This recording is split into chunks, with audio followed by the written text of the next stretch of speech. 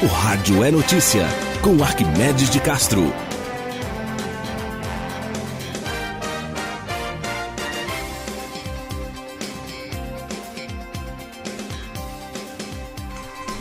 Mais armas, mais violência. Esse é o tema do nosso comentário de hoje.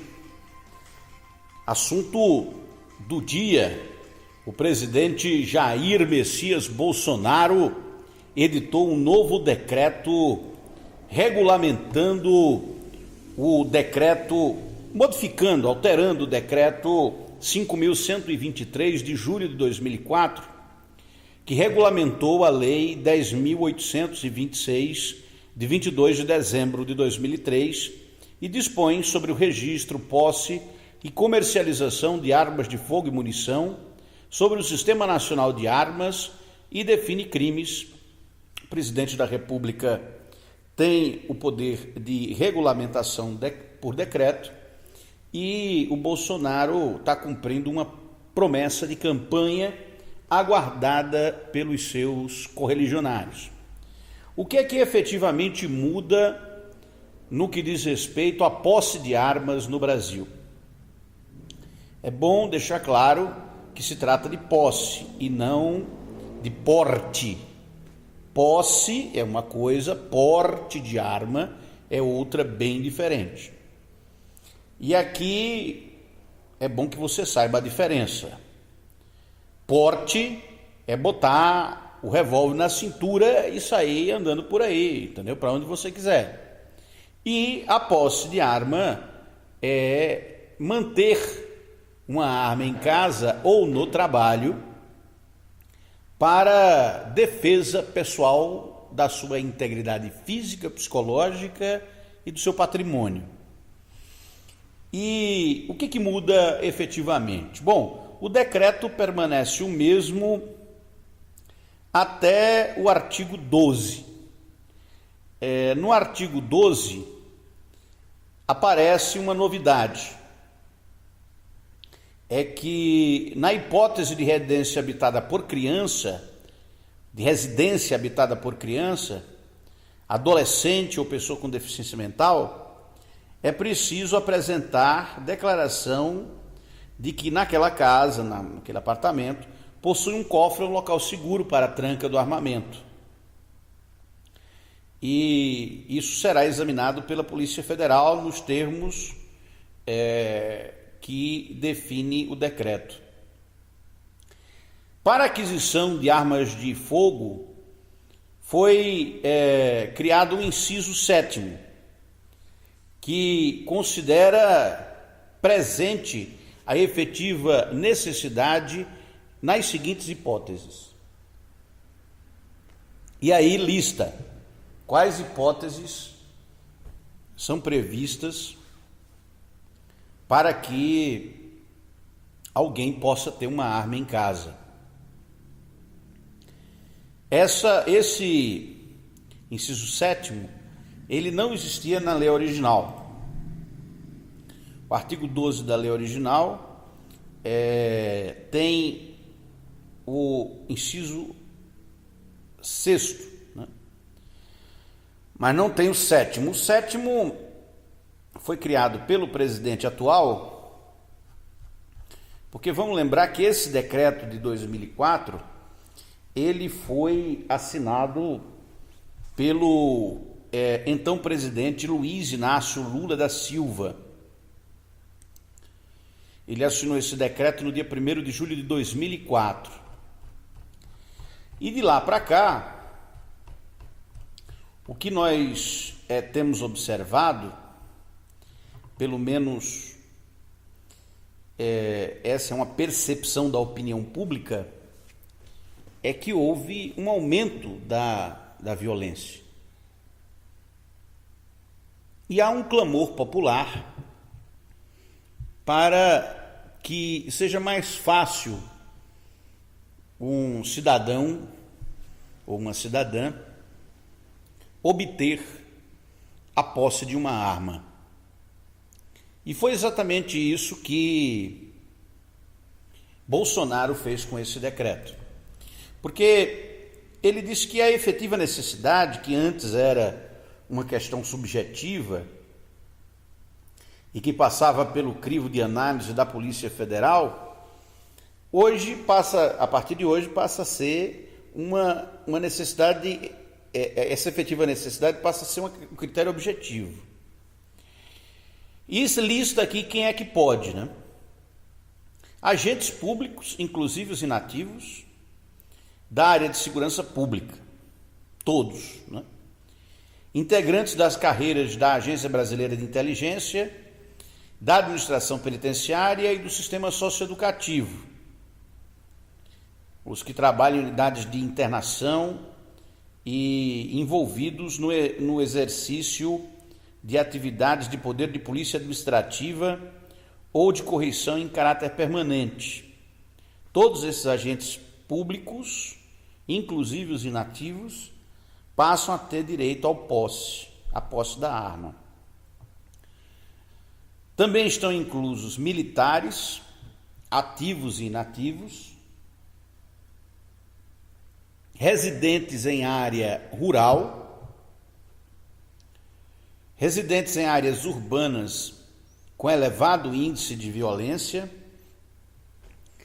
assim consideradas aquelas localizadas em unidades federativas com índices anuais de mais de 10 mil homicídios por 100 mil habitantes, conforme os dados do Atlas da Violência 2018, produzido pelo Instituto de Pesquisa Econômica Aplicada e pelo Fórum Brasileiro de Segurança Pública. Aqui você pergunta, bom, mas tem muitas cidades nesse critério? Tem. A maioria das cidades brasileiras com mais de 100 mil habitantes tem mais de 10 homicídios por 100 mil habitantes. A média brasileira, inclusive, segundo o Atlas da Violência, é bastante alta. Não é uma média baixa, né? A média de assassinatos por 100 mil habitantes dos municípios com mais de 100 mil moradores é de 38,67. O decreto estabelece que a partir de 10 já pode. Campina Grande, por exemplo, está inclusa entre as cidades onde o porte estará permitido, porque aqui, segundo o Atlas da Violência 2018, o índice, a taxa de homicídio, de morte violenta por crime intencional, é de 36,8.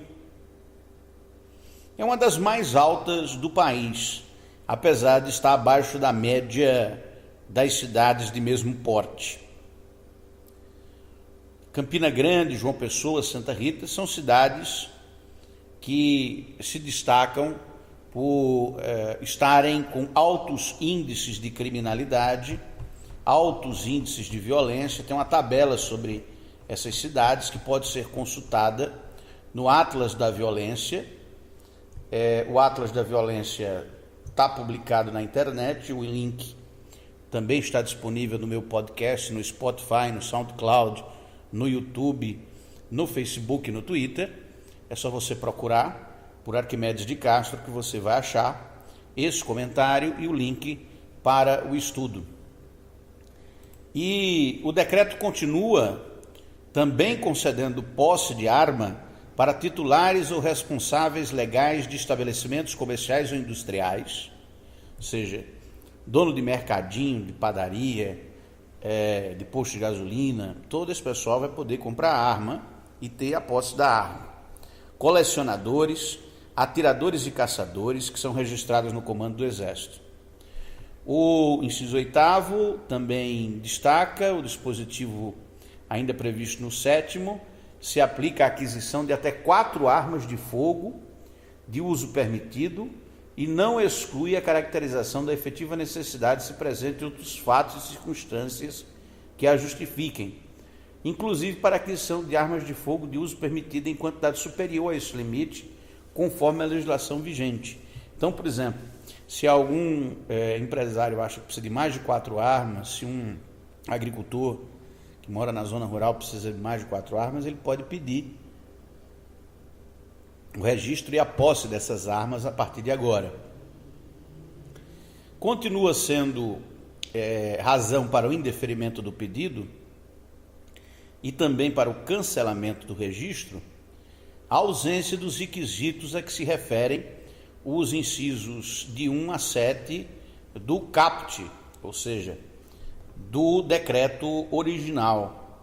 E aqui é importante esclarecer rapidamente que continua proibido o registro para pessoas que, digamos assim, não preenchem tem que ter no mínimo 25 anos, né? Apresentar a original e cópia autenticada de identificação pessoal, apresentar documento comprobatório de ocupação lícita e residência, comprovar a capacidade técnica, a aptidão psicológica de manuseio de armas de fogo, e também é importante e necessário que quem pede esse registro não tenha envolvimento com a criminalidade, com crimes, comprovar em seu pedido de aquisição do registro a idoneidade e a existência de inquérito policial ou processo criminal, com as certidões criminais da Justiça Federal, Estadual, Militar e Eleitoral.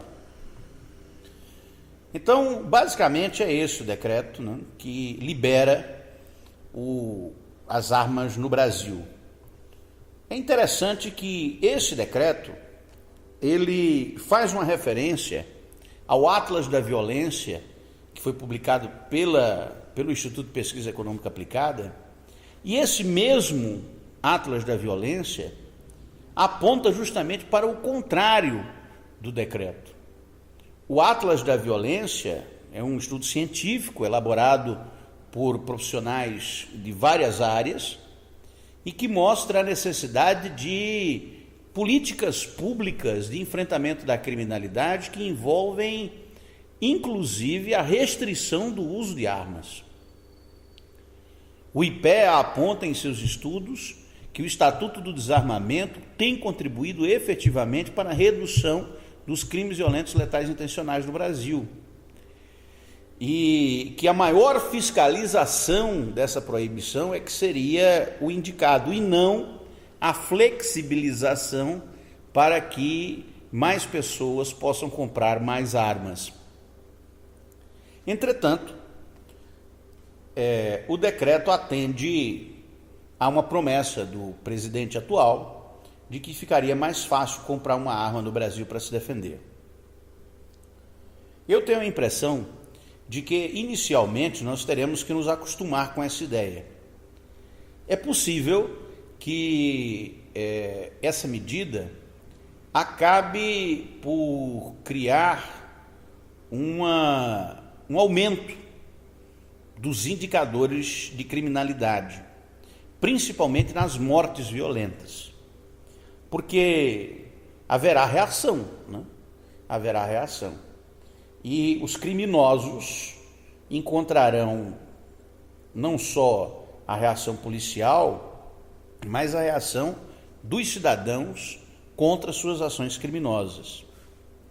Então, efetivamente, o que pode acontecer, e até impacte negativamente na medida, é o aumento da criminalidade justamente devido a essa reação da população que está acuada com os crimes violentos patrimoniais, que no Brasil são recorde, né? No mundo inteiro. Nós temos os maiores indicadores de crimes contra o patrimônio da América Latina e do mundo, e efetivamente o cidadão se sente acuado e acredita-se, uma parte da população acredita que armando-se é possível se defender e isso resultaria em redução da criminalidade. Eu não sei se isso vai ser efetivo, mas é uma experiência que o novo governo está fazendo, que agrada muita gente, mas também desagrada. E como a população vai reagir a isso, é preciso que se observe. Era o que eu tinha para hoje. Arquimedes de Castro, direto de Campina Grande.